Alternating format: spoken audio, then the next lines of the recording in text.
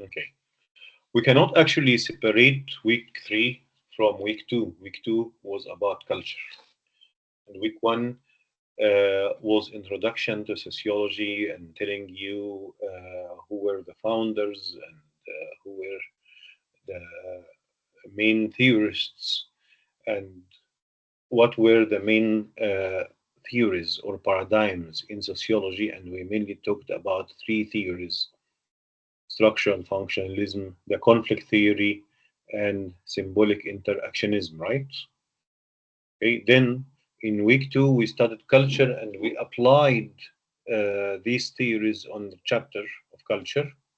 And in week three, this is a continuation of week two because socialization is a process of learning culture of the society, the process of learning behavior, the process of learning the subculture of any social group, the process of even learning the counterculture of some groups. And here can Sagar very quickly differentiate between counterculture and culture, please? Not counterculture and culture. What's the difference between counterculture and subculture? Both of them are shared by people of a particular social group. But how are they different from each other?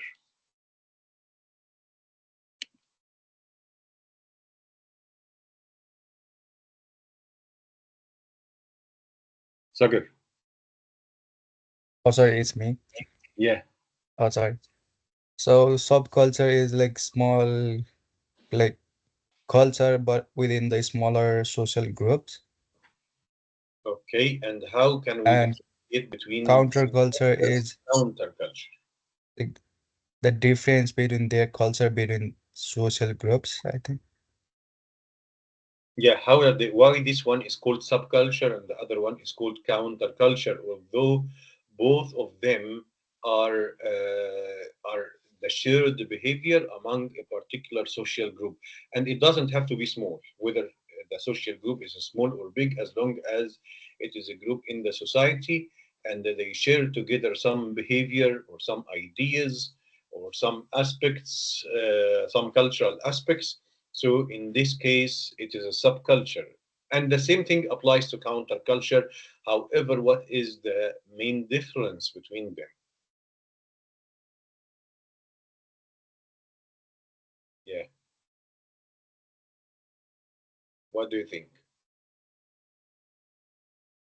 Let me hear Jasmine. What do you think about that? What's the difference between culture and subculture, Jasmine? Which one of them is shared behavior that is distinguishing this social group from the wider society, and which one of them is shared behavior that is rejected, that is socially rejected by the wider society because it violates the norms of the wider society. So which one of these would be subculture and which one of these would be counterculture? I think subculture is the shared way of life. Uh, I said that both of them are shared. Anything that has the word culture, so it can't be individual behavior. It must be shared by a group of people. So the culture is shared among the people of the society. The subculture is shared among the people of a particular social group. The counterculture is also shared among people of a particular of a particular social group. Okay, so my question now is I want you to compare between subculture and counterculture. So saying I'm comparing, so tell me what is the difference. And I already told you that both of them are, of course, shared among the people of this or that social group.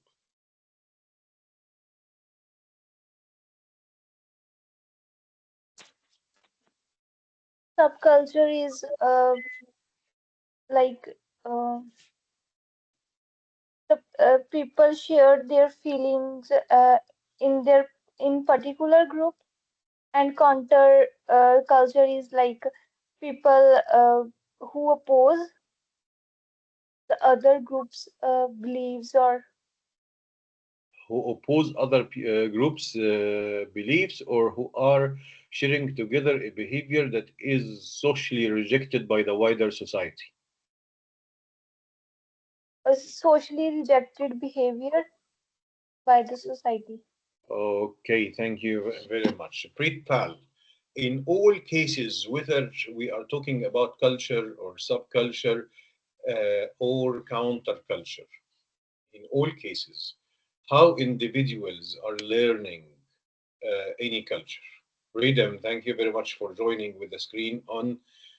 I'm just reminding everyone else that I will not consider any attendance without the camera. So without the camera, you are absent. Okay? So, Pritpal, how individuals are learning whether the culture or the subculture or the counterculture. Hmm. Subcultures refers to a group with a large society that share its unique values Can and you interests. louder, please? Speak much louder. Subculture refers to a group with a larger society that shares with own unique values and interests and behaviors. Okay, all of And them. Okay, okay, fine. This process of learning culture, or learning subculture, or learning counterculture, or learning any behavior whatsoever. What do we call this process? countercultures, a counterculture not only has its own set of beliefs or practice, but actively reject or challenges the mainstream culture. Okay, fine, prepare, but I want you to give me one word that we can put in the blank. If we are having a question, we fill in the blanks, and the question is saying individuals learn the culture of the society or the subculture of a social group or even a counterculture of another social group through a process called blank. How can you fill the blank? Mm, You will fill the blank with the title of chapter 5. What is the title of chapter 5? Socialization. Excuse me? Socialization. I don't hear you. What is the title of chapter 5? I'm giving you the answer of the question that I'm asking you. The answer is the title of chapter 5. What is the title of chapter 5?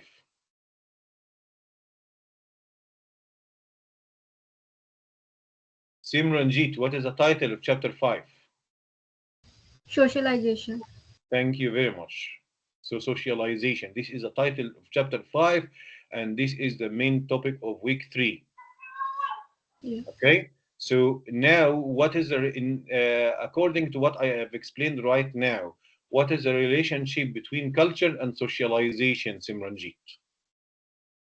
With the help of culture, we learn about how to interact with others and learn about norms, values, beliefs. And with the help of cultures, we can socialize with other people who belongs to different culture.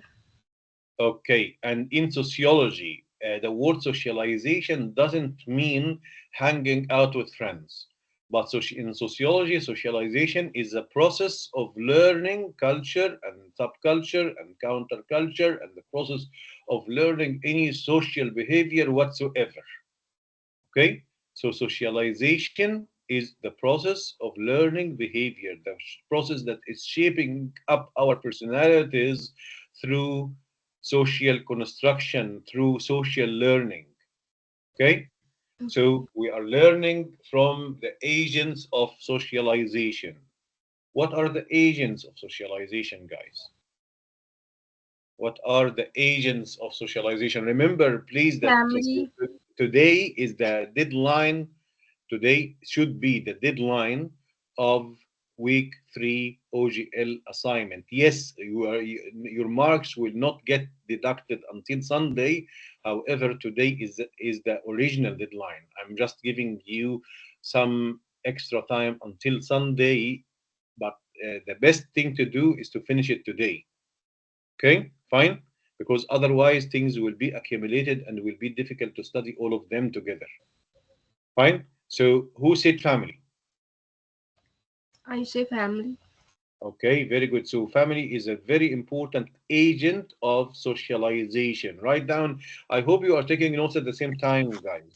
Agent of socialization. So that the title is called socialization. And the agents of socialization are the social organizations through which we are learning the culture of the society, the culture of another society, the subculture of a social group in the society, the counterculture of another social group in the society. So, whatever behavior that we are learning, whatever cultural aspect that we are learning that through a process called socialization. Okay? And the agents of socialization are number one, as you said, the family. What else other than the family? Peer groups. Excellent. Peer group. What else? I'm reminding Vanshika, Arman, Dilpreet, and Charu that without the camera, I cannot consider the attendance to be real attendance. Corporate as well. Attendance is with the camera only. Without the camera, you Professor, my camera is on. okay? Fine. So you Hello? said up, Hello, yes, Professor. yeah. My camera is on. Who is speaking? Dilpreet.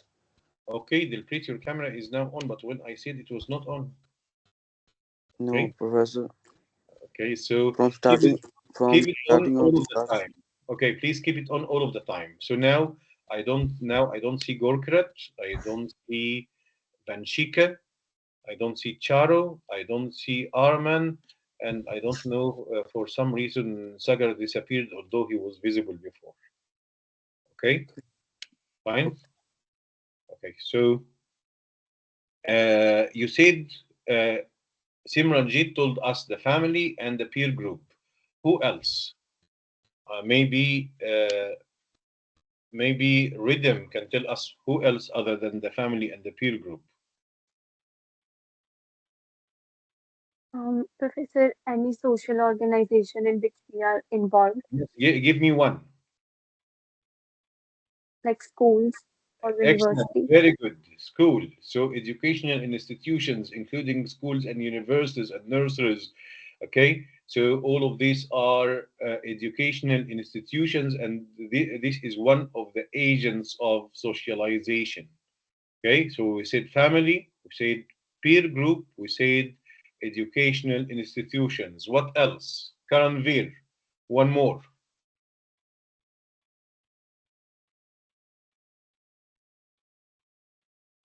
One more, Karanvir. What else? What are the agents of socialization that are influencing your personality through which you are learning anything about real life?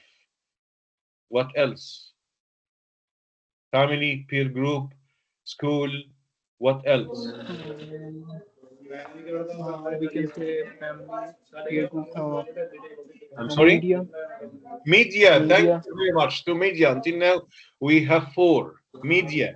And media includes mass media and social media. So there are two kinds of media here. The media, the mass media, like on the TV and like the TV, like the radio. This is mass media, while social media is the social interaction between you and others in the social media. Both of them are media. Okay, very good. What else? One more. Actually, Professor we have workplace. several more.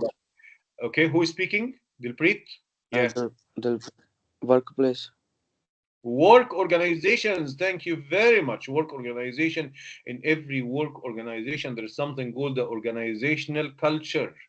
Okay, and you are learning from this organizational culture, and it impacts your personality, it impacts your ideas. Very good. What else? Also the government, also religious institutions. So all of these are agents of socialization. Agents of socialization. Agents of socialization are the social, formal, or informal organizations through which individuals are learning the culture of the society, the subculture of a social group, the wider, the counterculture of another social group. They are learning even the culture of another society. Okay, and if we are learning the culture of another society, there is a word that is similar to socialization, but we are using it usually when we are talking about learning a culture of another society, called inculturation. Inculturation. I will write it down in the chat. Inculturation. Okay? Inculturation. Inculturation, you have, it begins with en, then culture, then ation. Inculturation. Inculturation. What's the difference between enculturation and socialization? Linguistically, there is no difference, but in sociology, we are using socialization when we are talking about learning the culture of your society, and when we are using enculturation when we are referring to learning the culture of another society. So, for example, you moved to Canada and you started learning things about workplace and about the university and about the traditions and the norms in Canada. So that is called enculturation. Okay. What if, do you see some people that, Sagar, can you come back to the screen, please? I was very happy that you're the first one to show up. What happened? Why you disappeared? So my camera is not on? No. It is on again. Okay. So please don't, when you go to any other social media or It's on any, now? yes, please during the Oh, it was class, on. yeah, please during the class, don't go to your social media. Okay. I know that when if you have your phone in your hand, you have a very psychological urge to check your social media. So you have to defeat this urge. Okay? Don't respond to it. Okay? Unfortunately, all of us became addicts to social media. So try to resist this urge and focus on the work or the class that you are doing without making your mind busy with anything else. And Simranjit, Jasmine, Petal, Gorkrat have disappeared, and Vanshika as well, and Arman. Guys, don't give me a hard time, okay? So stay on the screen all the time without disappearing even for a second. I want you to be face to face to me as if we are in the class exactly. Okay, fine. I now enculturation is the same like socialization. It is still the process of learning culture, but instead of culture of your society, it's culture of another society. Okay. Also, there is a third word called acculturation. Acculturation.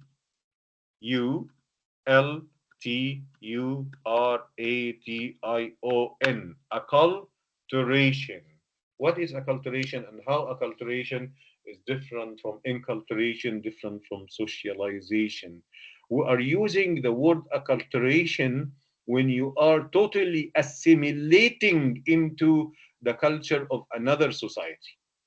Okay, when you are totally dissolving into the culture of another society. For example, you come to Canada, you stop using your original language, you stop using following your original cultural traditions and norms, and abandoning your original cultural identity. And even when you get children in Canada, you don't teach them anything at all about the original cultural identity, and you make them totally westernized. Okay, so this is called acculturation. You are totally, when you put a cube of sugar in a cup of tea and you stir it so it dissolves and it disappears.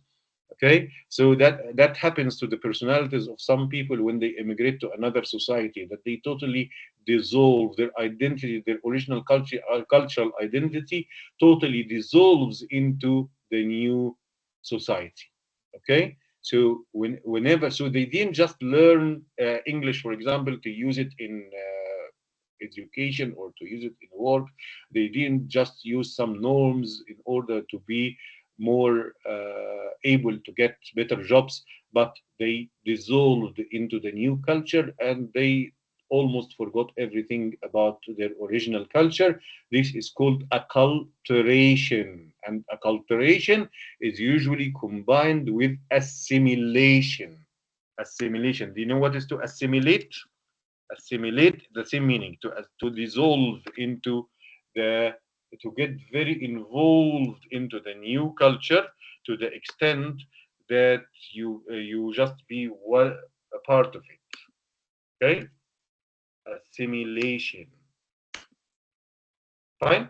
And we say that the agents of socialization for all of these, for socialization, for enculturation, for acculturation, the same agents of socialization, the family, the peer group, the media, the educational institutions, the work organizations, the religious institutions, the government, all of these are very important agents of socialization, but not the only important agents of socialization. Okay, you get it, guys? Fine. And in socialization, we have stages of socialization. We have primary socialization and secondary socialization. Primary and secondary socialization. Primary socialization usually happens during the first 5 years of your life. And whom do you think is the main agent of socialization during primary socialization? What do you think? Arman, turn on your camera and answer me, please. Panchika, thank you for turning on the camera, but I only see the wall. I want to see you, not the wall. Okay? Arman, turn on the camera and answer me. Who is the main agent of socialization during primary socialization? Okay, since I don't see Arman, so Karanvir will answer this one. Karanvir, which agent of socialization is the main agent of socialization during primary socialization, which usually happens during the first 5 years of your life, and you are learning the basics of behavior, the basics of norms. You learn how to talk, how to walk, how to use the washroom. Okay, so who is the main agent of socialization during this stage? Professor, the main utilization of socialization is the I didn't hear you. family. Family is the main Family. agent of Thank you very much. socialization. Just say family. So the family is the main agent of socialization during primary socialization. And take care that we say that it is mainly the family, but not only the family. Some children are going to nursery school, right?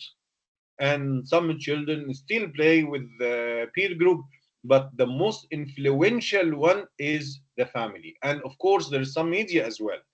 Okay. However, the most influential one on the personality among most people in the world is the family during primary socialization. Later on, the family is still important, but other agents of socialization become more and more important. For example, Sagar, during when you are a teenager, which agent of socialization is usually the most influential?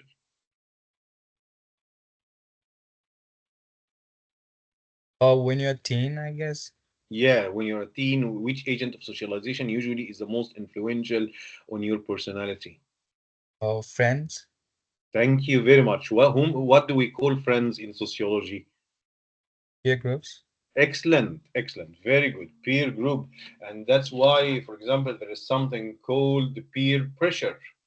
Okay, peer pressure, when the peer group are doing social control to pressure you to follow them in particular behavior that you might not that might not be making sense to you. And if you remember, no, actually we didn't watch this video, but I want you to in addition to the videos that you have in week 3, I want you to watch just 3 minutes video called social experiment, most people are sheep. Social experiment, most people are sheep. I want you to watch this video and tell me about how this video in particular is is teach what this video is teaching you about socialization, about the impact of socialization on individuals. Okay, fine. Okay. Now, as every other chapter in sociology, we are applying the theories. Okay. Ridham, would you like to remind us of the three main theories that we have been doing since the beginning of the semester?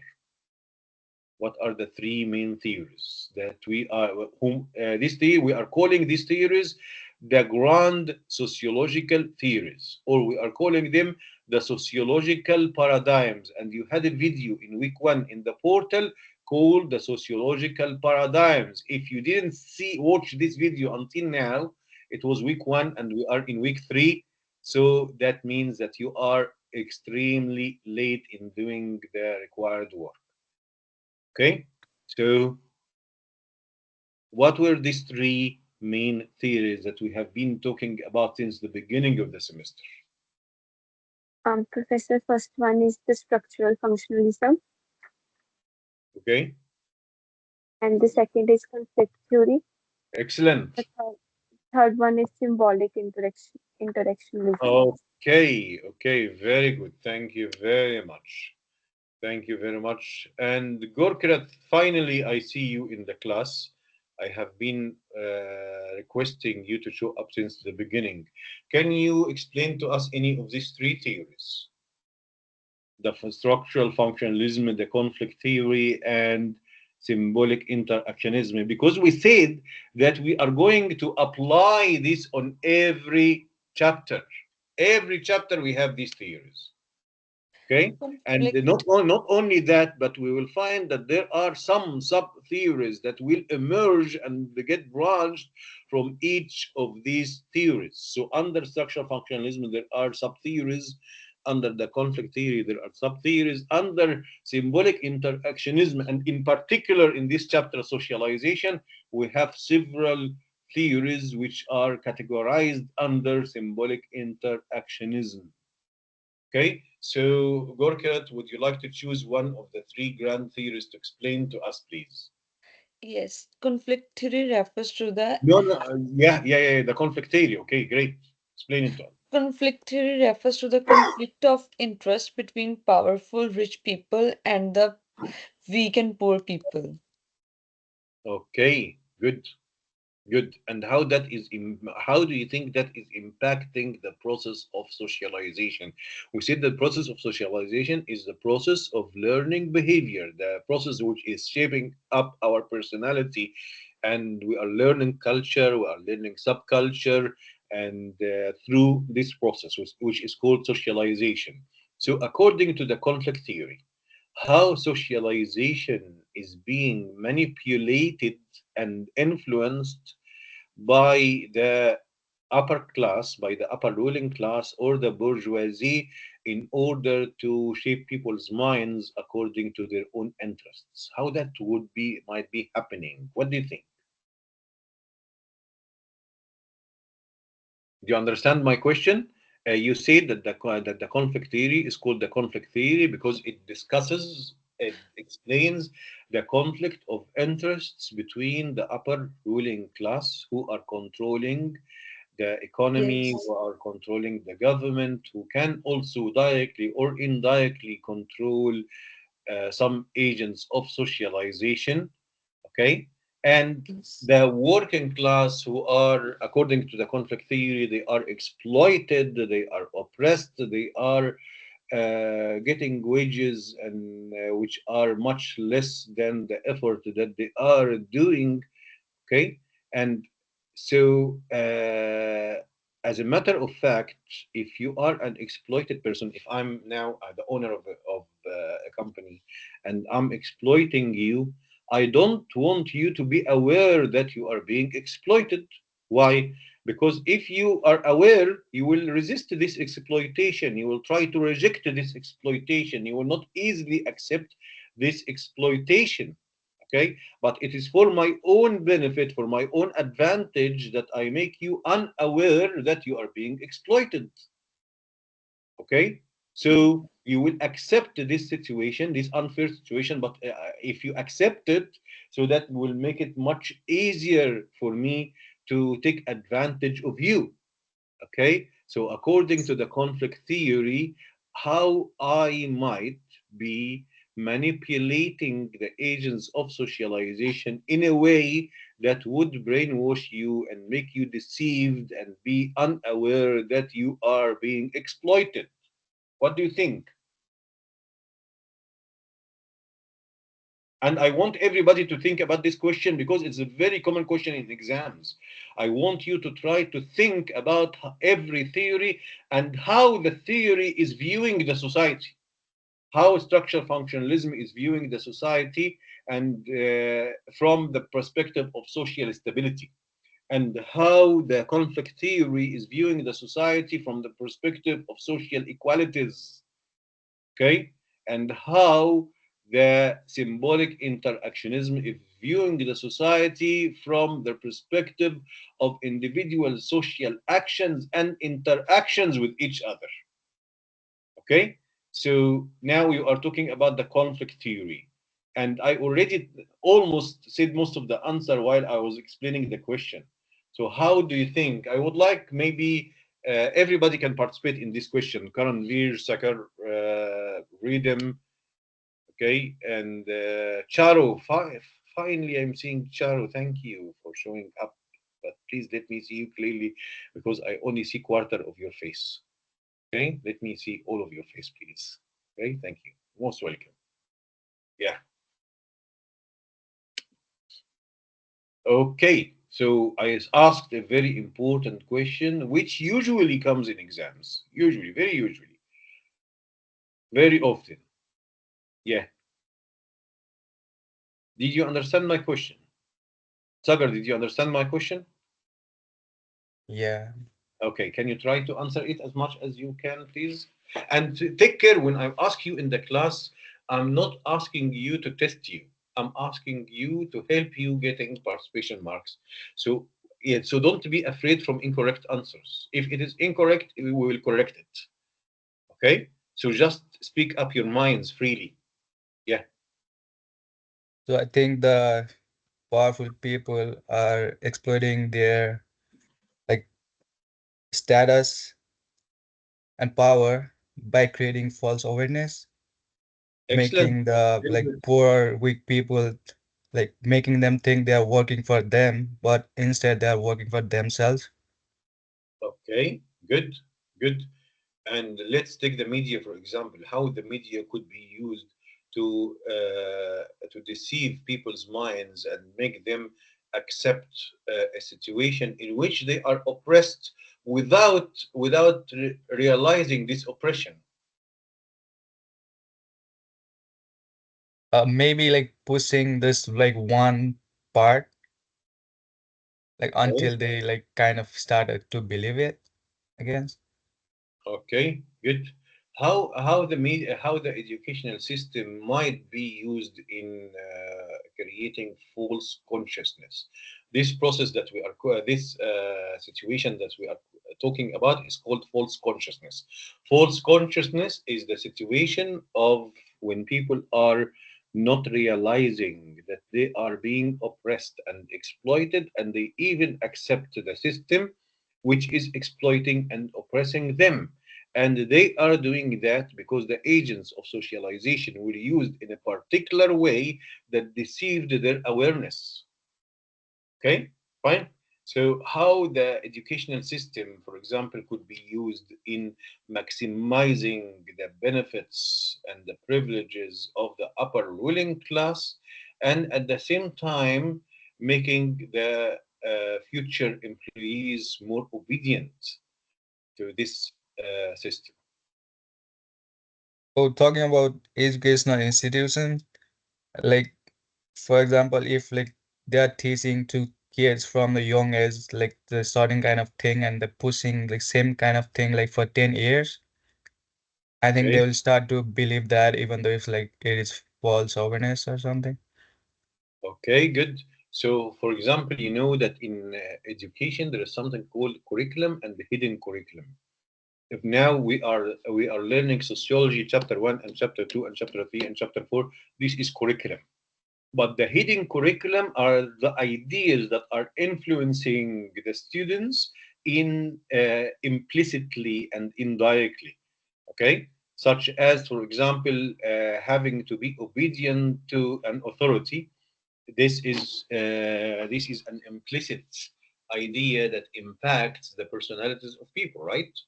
Okay, like for example, there are two types of education: interactive critical thinking based education and authoritarian education. What's the difference? In interactive critical thinking education, students are participating in the educational process and they are encouraged to think. Okay, while in the authoritarian education it is just memorization, memorization, memorization. So students will be trained to just follow orders and not to think for themselves.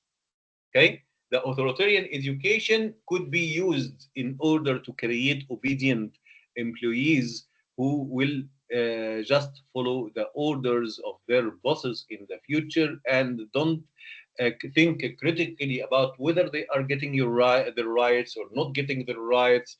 Okay, they will not have this research skill to search for their own rights and defending their rights and fighting for their rights. Okay, you get it? So the educational process itself can create false consciousness or the opposite. That's according to the conflict theory. Fine? And the education is one of the agents of socialization. Right? The media is one of the agents of socialization. What about the family? The family, of course, no, the ruling class will not give direct orders to the family to raise up the children in a particular way that will deceive their children's minds. Of course, that will not happen in this direct, simple way. But the media is influencing the parents, and the parents themselves were socialized by the schooling system, and they are and the government is impacting them. It's also, all of these circumstances might impact their nurturing of their children, right? Okay, now if we are applying structural functionalism theory, according to structural functionalism, current view, for structural functionalism, what is the most important aspect in the society? According to structural functionalism, what is the most important aspect in the society? Hmm. Okay, Charo can answer this question. According to structural functionalism, No what is the audible. most important aspect in the society?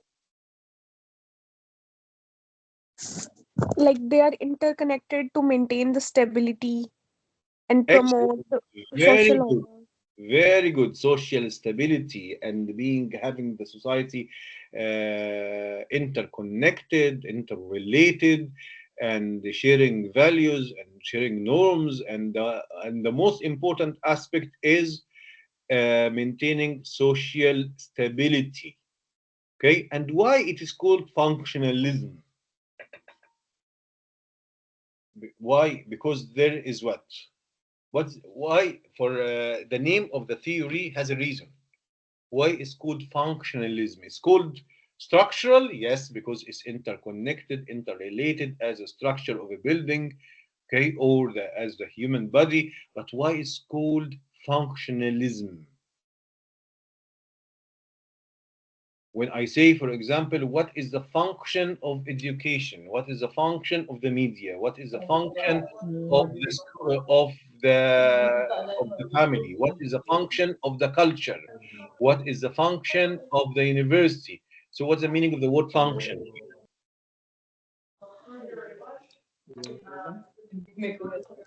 What's the meaning of the word function here? Function is the role that is played by a particular agent of socialization, or by the culture of the society, or by the whatever part of the society, and this role is helping in maintaining social stability, right? So this is the meaning of the word function, right? So, for example, in chapter 2, they said that the function of culture that culture is binding people together, making people attached to each other. Culture is creating solidarity, is creating organic solidarity that we talked about before. Okay, but very good. And according to structural functionalism, what is the function of socialization in general, and what is the function of each agent of socialization?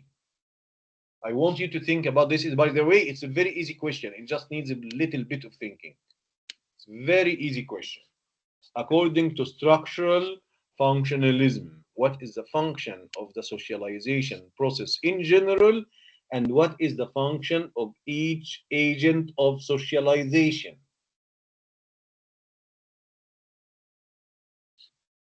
Hmm.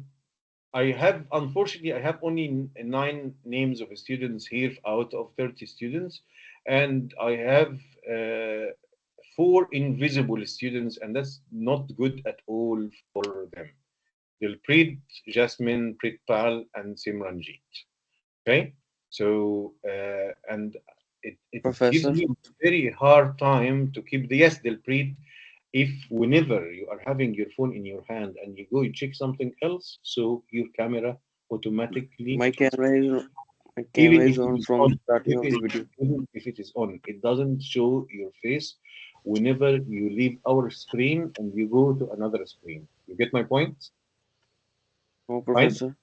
So you have to No. stay with us in the class all class long, from the beginning to the end, without checking anything else during the class time, without checking a message or WhatsApp or Instagram or Snapchat or whatever. Okay, fine. No, Okay. Professor, my camera is on. Okay. So now I was asking a very important question, and I want you all to compete to answer this question. According to structural functionalism, what is the function of socialization, and what is the function of each agent of socialization? Yes, according to structural functionalism, what is the function of socialization and what is the function of each agent of socialization?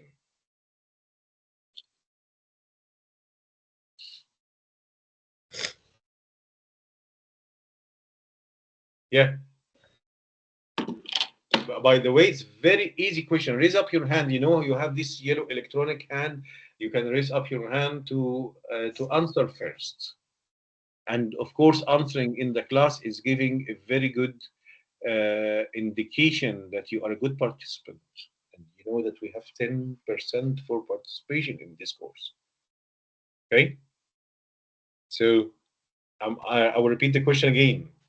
According to structural functionalism, what is the function of socialization in general, and what is the function of each agent of socialization? Yeah,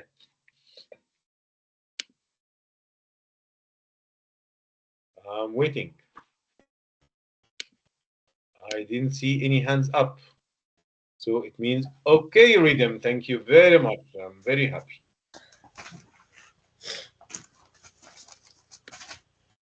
Hmm. And Professor, all the groups in society are, I mean, likely to perform their own tasks in a desired way, which is pre-decided, and to achieve social stability in society, Okay, like coordinating and working together. okay, good. Good, very good. And according to structural functionalism, take the agents of socialization one by one, starting from the family to the peer group to the media, and tell me if you are belonging to this theory, how are you going to explain how each of these is participating in maintaining social stability? Like in the first 5 years of a Hmm, child, the family is to provide them with the basic values. excellent. Yeah, and in the next upcoming years, the school is likely to provide the education which is necessary for them. Okay. Like there should be no discrimination between weaker and stronger groups. The purpose Okay. of schools should be only to educate children, Hmm. and children should choose their peer groups accordingly. Okay. Good. Yeah. Okay. And the Good. social media should also not focus on only the stronger groups and certain methods only. Everything should be transparent. Okay. Good. Excellent. Uh, o- Okay. And how the government is helping in maintaining social stability?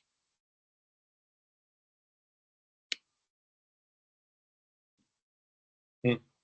What do you think? In your point of view, by the way, you don't. It is not one plus one equal two. We don't have right and wrong answer here. I just we have a persuasive answer and a non-persuasive answer. Okay, but we don't have right and wrong. Okay, it's not one plus one equal two. I have posted here the different agents of socialization. You can all look at the chat box and you will see a picture of the agents of socialization, and you can think about how each of these is doing a function in maintaining social stability. If what if you are thinking from the perspective of structural functionalism, and then you have to train your mind to think from the perspective of another theory, okay, such as critical sociology or the conflict theory, how each of them is viewed or explained from the perspective of the conflict theory. In other words, how each of them could be used by the ruling class to deceive the minds of the working class and make them accept exploitation and unfairness and oppression, okay, and how they are used to make the working class more obedient and less critical thinkers, okay, and then how each of them, according to symbolic interactionism, how in each of them the individuals are interacting with each other. We learned before that symbolic interactionism, but let me thank Rhythm first for her answers. Thank you very much, Rhythm. I'm very happy with your answers. Okay. According to symbolic interactionism, individuals are not structured by the society. Okay, both the conflict theory and the structural functionalism think that individuals are shaped up by the society, but symbolic interactionism looks at the picture from a different angle. It says that through social interaction between individual and each other, the culture of the society gets shaped. So individuals are the main factors. They are the social actors. Do you remember Max Weber when we talked about Max Weber and about the social action theory? The social action theory. I hope that you are taking very good notes because everything I say in the class would be turned into a question in the exam. Okay? So that I hope that you know what is the social action theory. Fine,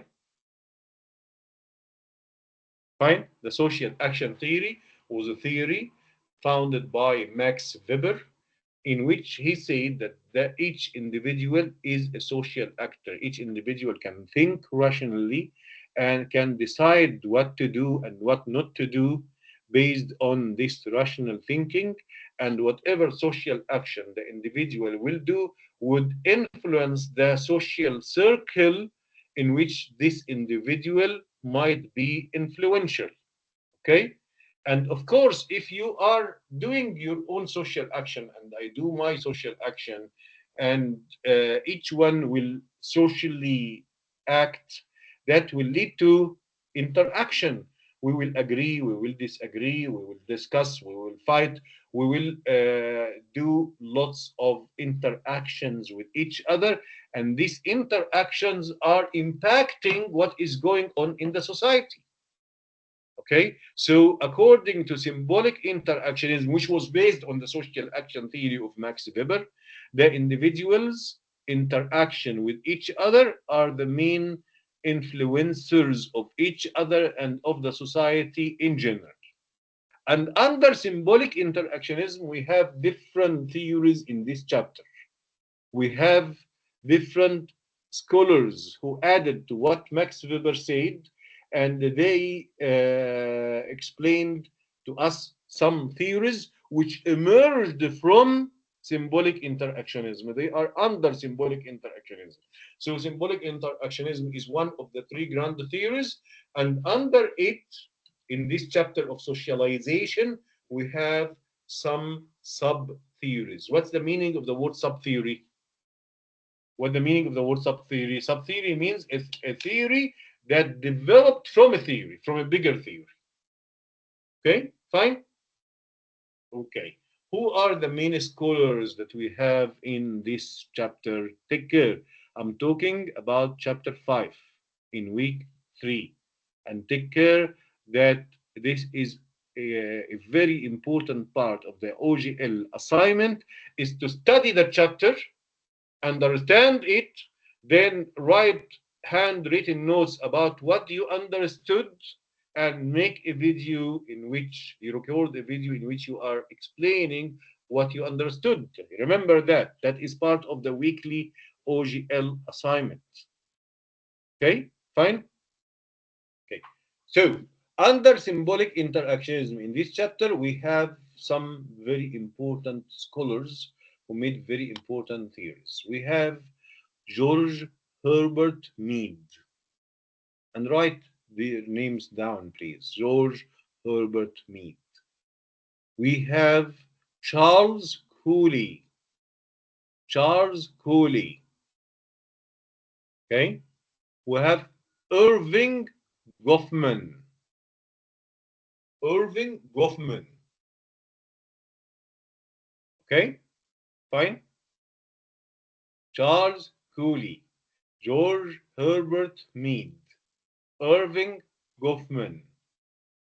And we have a fourth one who is not sociologist at all. He was a psychiatrist and, of course, specialist in psychology as well. And you might know him because he's very famous, okay, called Sigmund Freud. Do you know him? Anybody here knows Sigmund Freud?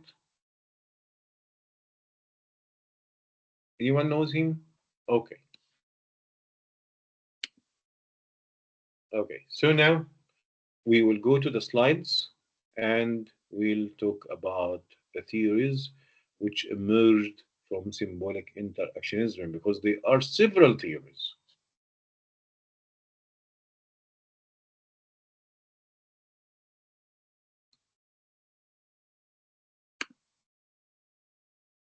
Until I do that, until I share the slides with you, I want you please to check the names that I mentioned, these four scholars: George Herbert Mead, Charles Cooley, Irving Goffman, and Sigmund Freud, and just try to answer one question: how they influenced the academic discussion about socialization, how socialization is happening, what theories they founded which explained how socialization is happening. Okay.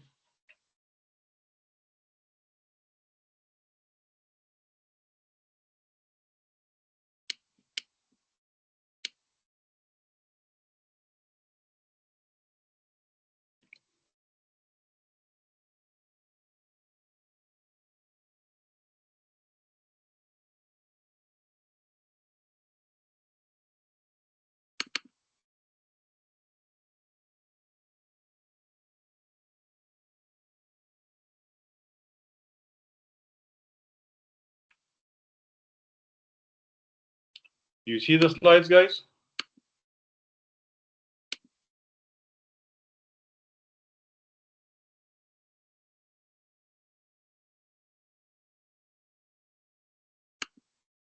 Yeah.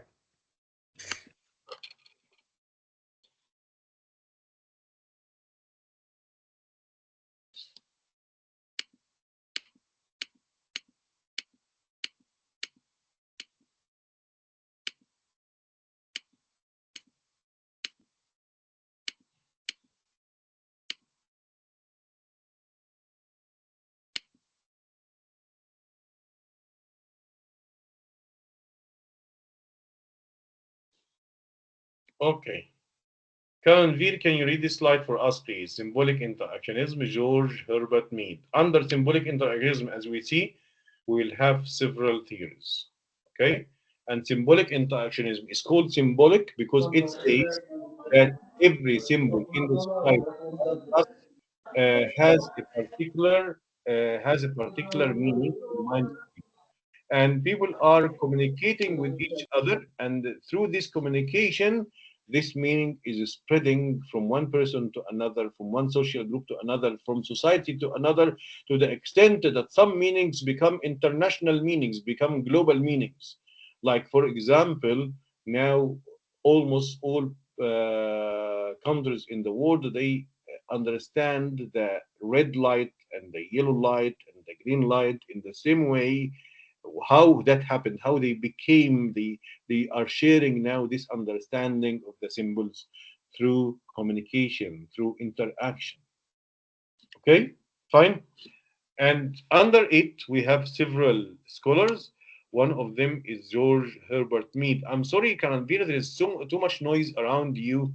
Is there a way to get away from this noise while you are reading this slide to us?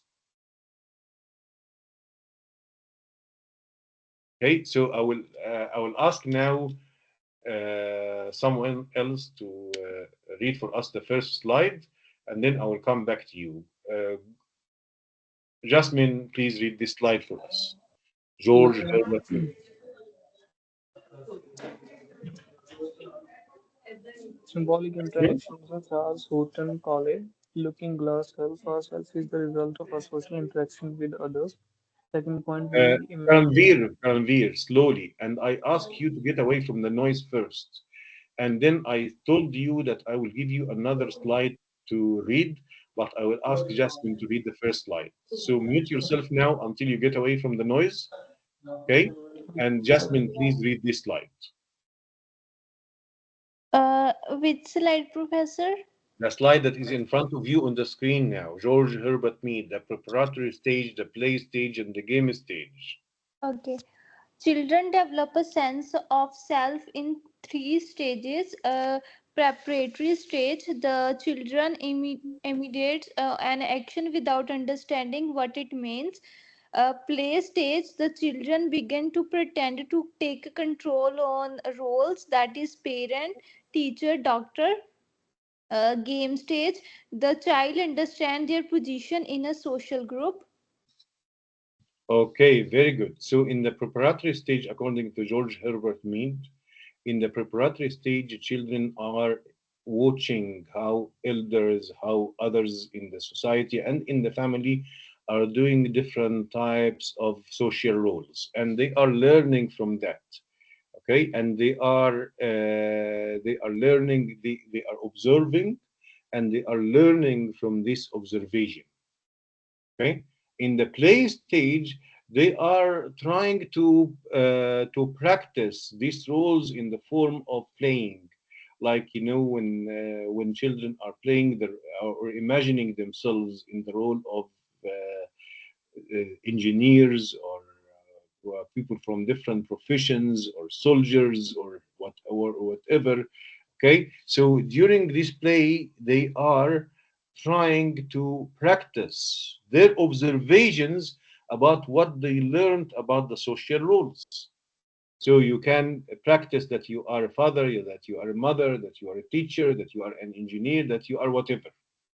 Okay, and then in the game stage, in real life, they are now practicing these things that they have learned in real life. So it passes through the three stages. Okay, and that's how children's personalities are children's personalities are getting shaped, and that's how that is leading to social interaction between each other. Fine. Then we have Charles Cooley. He has a very important theory called the looking glass self. The looking glass self will be read to us by Pritpal.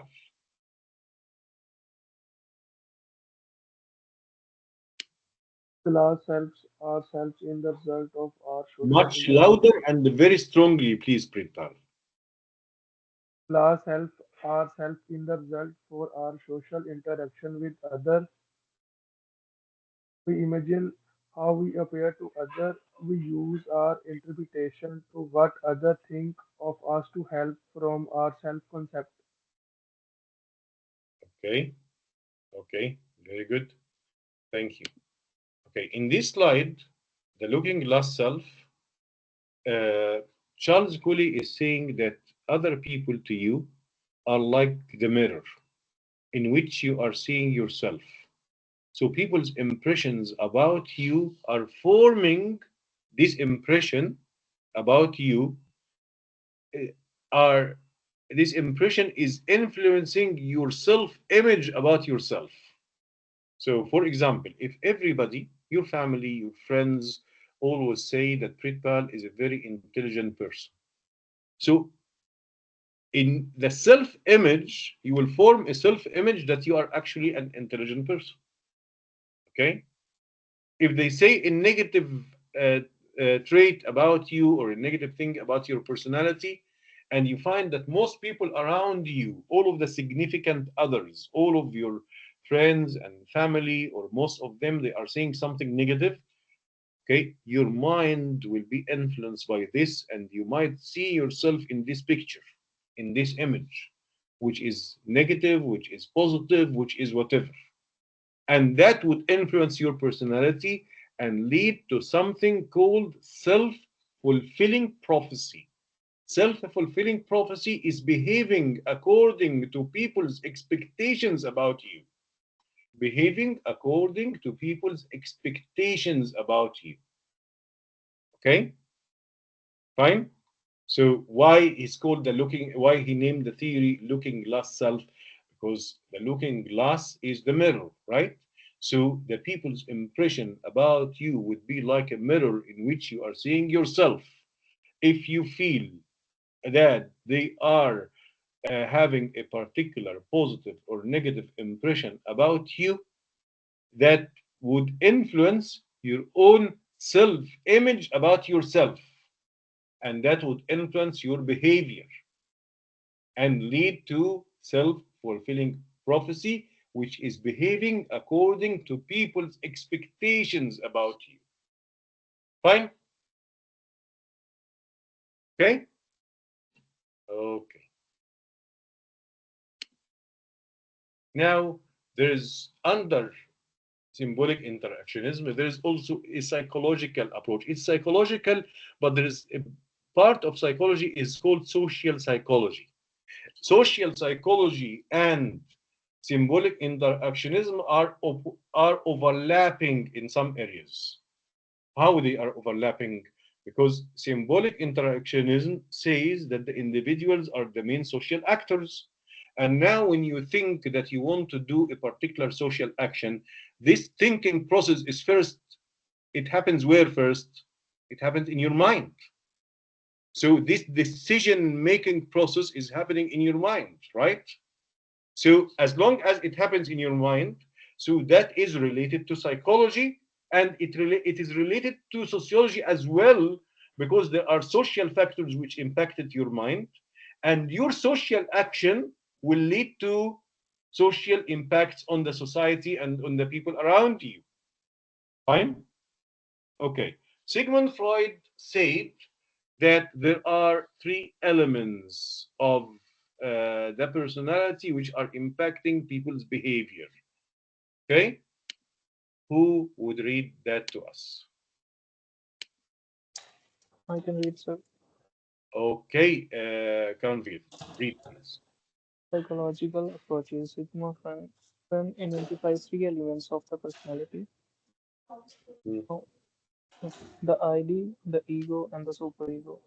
Fred argued that the ego balanced the ID and so what's that? The superego. And the okay. subpoints are if the ID get too strong, we are likely to break social norms to follow our own desires. The second subpoint is if the superego gets too strong, we follow the rules rigidly and become too conformist. Mm, okay. Okay. Very good. Thank you very much. Now, the ID or the id, this is the biological desires inside the human body that, or inside the person that and every human being has an urge to satisfy these biological desires, whatever biological desire, such as the sexual biological desire, for example, or the desire to eat, or the desire to do anything related to biological needs. Okay? So humans are having this urge to satisfy these desires. Okay? However, if they satisfy these desires in a socially unacceptable way, in a socially rejected way, they might get punished, they might get socially rejected, they might get socially excluded, they might lose their status, they might not be respected by others, which would contradict with the ego element. The ego element says that every person wants to feel admired and respected and appreciated and socially accepted and socially included.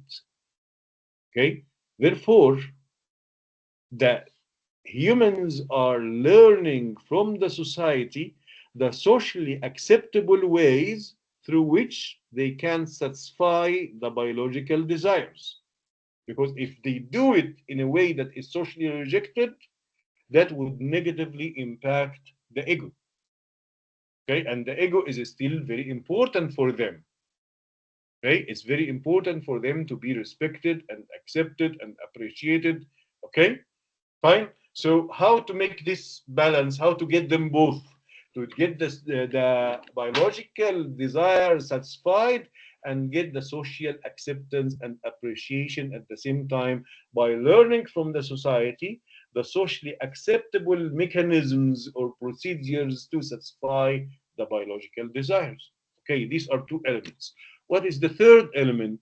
The third element is the super ego, and the super ego is the principles and values and beliefs which were internalized into people's personalities. Internalized means injected, it became part of your personality, which were internalized into people's personalities, became part of your personality during primary socialization. So it became, for example, if you are an honest person, even if you will not get caught, even if nobody is seeing, if watching, still you will not steal, you will not do something dishonest because you were socially shaped since childhood that you are an honest person. You are having this value, this belief internalized inside your personality. You don't need the society to socially control you to prevent you from stealing, but you are preventing yourself.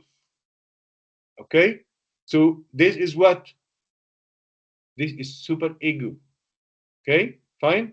So these ethics, these principles, these values, these beliefs which were internalized into your personality, they are acting like self social control on you. But were all people raised up in the same way? No. Are all people similarly honest to the same level? No. Okay? Therefore, the interaction inside these three elements in every individual is different from the interaction between these three elements in other individuals. And even you yourself, different according to your mood and according to the day, according to other social circumstances. The interaction between these three elements might differ from one time to another. Okay, fine. Also, also, there is a theory that is not mentioned here in the slide, but I want you to write it down, and it is there in the chapter that you will read from the portal. Okay, called called the impression management theory. Write it down, please, guys. The impression management theory. Jasmine, where did you go?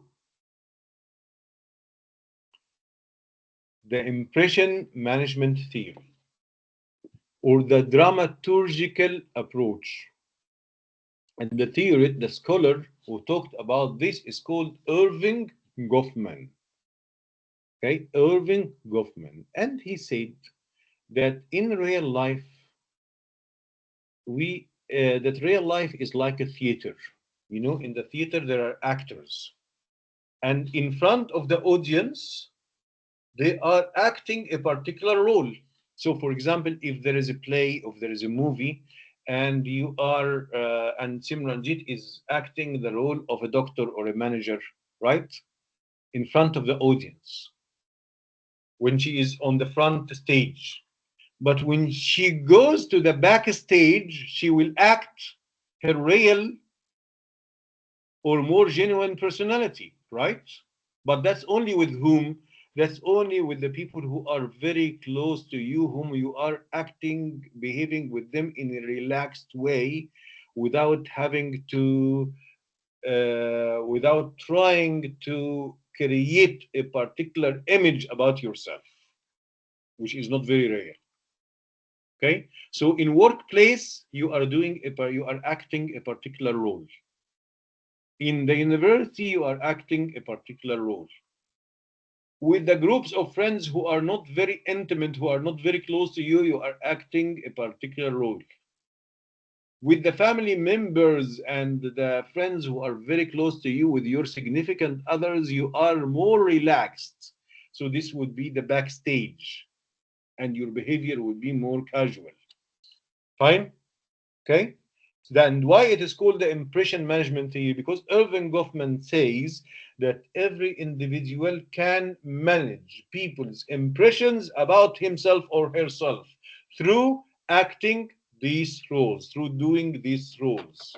Exactly as an actor in a theater or a movie is acting and convincing you that, for example, he is whatever role that was written to him or her. Fine? You understand me? So you understand Irving Goffman's theory. The name of the theory again is the impression management theory, and sometimes also Yes, called Professor. the dramaturgical approach. Fine, guys? Okay. Yes, Professor. So now we talked about the theories and the application of the theories and the agents of socialization. Okay, what is re-socialization? Re-socialization, and please, I want Charu to read for us re-socialization, please. Re-socialization. Resocialization involves unlearning previous socialization, discard former behavior, and accept new ones. Helps people to adopt to a new outlook of on the world and develop a new sense of self, that is going from being single to living as part of a couple. This is voluntary resocialization. Okay, what's the meaning of the first two letters of the word re, re, when you are using this? When I say redoing the assignment, for example, or rewriting the essay. Again, Yes, again, doing it again. Why people will be socialized again? Because because they might start a new phase of life, right?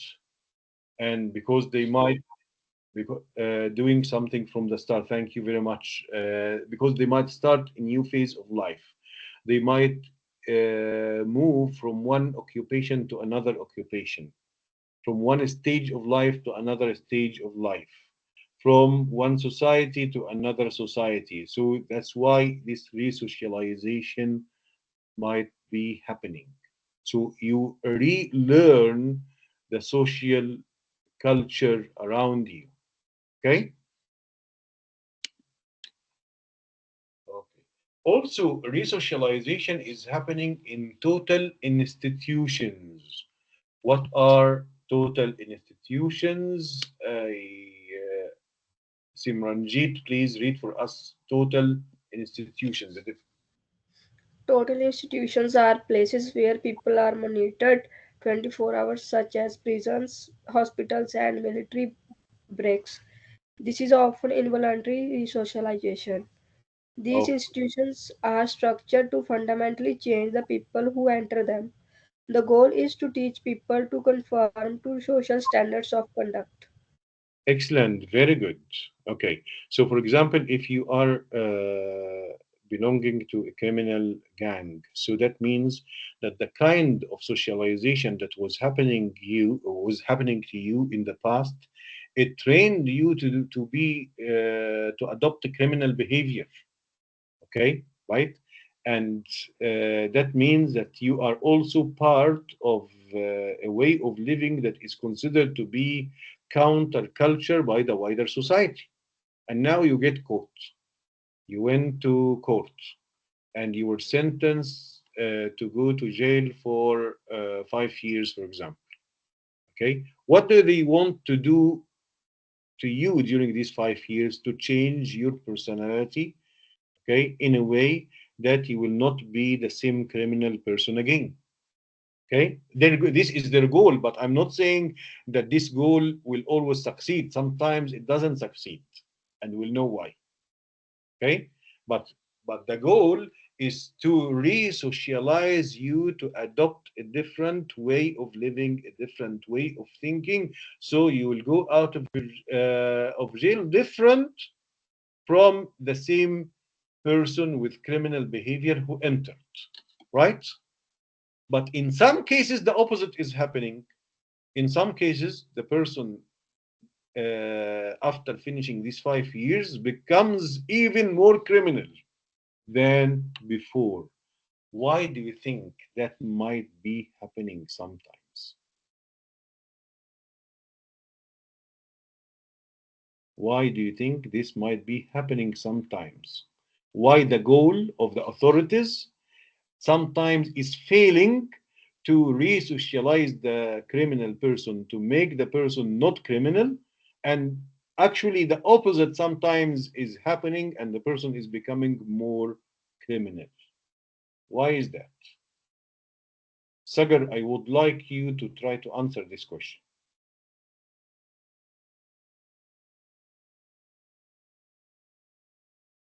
Sorry, what's the question again, Professor? Oh, so you were not paying attention to me. Okay, okay. I was Who's just like making the notes. okay? So in total, an example of total institution is prisons, jails. And we said that in total institutions, there is a goal here is to re-socialize the individuals to get used to learn a different way of living and to learn a different way of thinking and then keeps on behaving according to this different way. Before the jail, the criminal person might be part of a criminal group, social group, and might be socialized to a criminal counterculture, okay, and which is impacting the personality in a way that the person's normal behavior, it is normal from his point of view, but it is usually illegal behavior. Okay, so when the person is sentenced to spend some years in prison, for example, and goes to prison, what is the goal?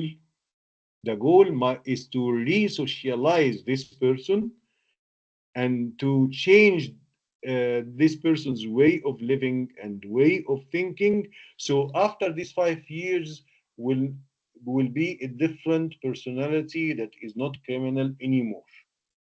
Okay, that is not adopting criminal behavior and the criminal thinking anymore. Okay, fine. So this is the goal. But in some cases, actually, in many cases, this goal is failing to happen. And the opposite is happening. So instead of the person becoming not criminal, in some cases, the person is becoming even more criminal after spending some time in jail. Why is that? I think the environment inside the prison like plays the important role. Okay, good. And And like, mm, and on week one, we saw one video like the Stanfield prison experiment or something. yeah, So it was like when the guards were like misusing their power. So it comes down to the conflict theory that like people with power will always use their power and or misuse it. okay, okay. And in the prison now, let's say that you went to jail for one crime that you have done, right? But the people whom you will socialize with inside jail, these other criminals, did they all do the same crime that you have done or different crimes? No, all the people inside are like in there for different reasons. Okay, and what will happen between them? Social interaction, right? Are they going to learn from each other? Are they going to influence the behavior of each other? Yeah, I think when they get inside, they will like try to learn why the other person is in here too. Okay, okay, good. Because of this socialization with other criminals, do you think that that might sometimes impact the person who went to jail, so they will even become acquiring more criminal thinking? Yeah, the criminals inmate too, but I think the guards, the security in the prison also plays important role, like on like how they are getting treated by those guards. Okay, getting treated by the guards and interacting with other prisoners, all of these can influence the personality, right? Yeah. Okay, so in both cases, whether the person will be a better person or a worse person, more criminal or less criminal, in all cases, this is a total institution in which the person is not living his or her normal life, and re-socialization is happening. Okay? Okay, guys.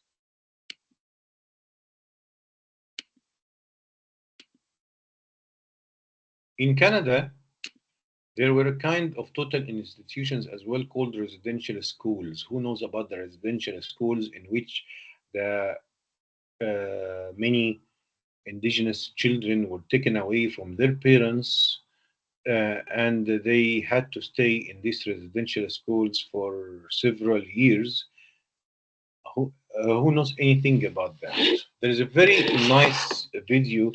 Actually, it's not. It's very painful video, but I mean nice in terms of education. That it teaches us a lot about the experience of inside the residential schools. Called "We Were Children." I want you to write it down, and I want you to watch it as well. Okay, and in these residential schools, the authorities who are responsible for the school, they were trying to force the indigenous children to not follow their original indigenous culture anymore and adopt the Western European culture, okay, that was being imposed on them in the school in terms of language, in terms of everyday behavior, in terms of everything. And in many cases, the children were treated in a very cruel way to force them to not follow their original culture and to follow this other culture that they wanted them to follow. Okay? So these were called residential schools, and they stayed operating in Canada for a very long time. Okay? Now, guys, thank you very much for paying attention and thank you for attendance. I'm going to take the attendance right now. Okay? And please, guys, make sure that you will do the OGL assignment as required week by week. Thank you very much and wish you all the best.